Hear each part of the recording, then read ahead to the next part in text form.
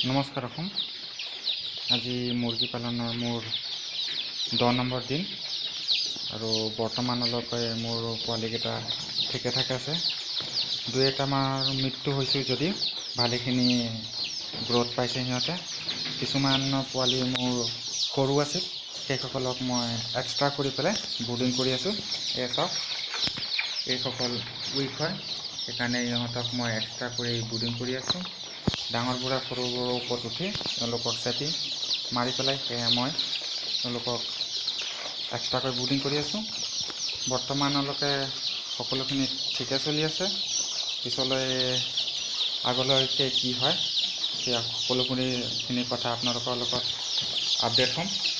বৰ্তমানলৈকে এই মুৰ্গীবোৰৰ ব্ৰুডিং ঠিকেই চলি আছে।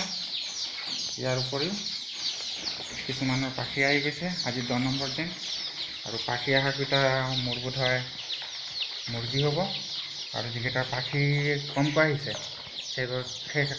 সেইকেইটা মতা কুকুৰা হ'ব। গতিকে লিটাৰটো চাওক, বৰ্তমান লিটাৰো চব খেৰখেৰীয়া হৈ আছে, এই গেছ হোৱা নাই। ইয়াকো সোনকালে চেঞ্জ কৰিব লাগিব। চেঞ্জ কৰিম, কিন্তু এতিয়া নহয়, যেতিয়া অলপমান চাম তিতি যাব বা নমনীয়তা আহিব তেতিয়া। বৰ্তমান চেঞ্জ নকৰোঁ।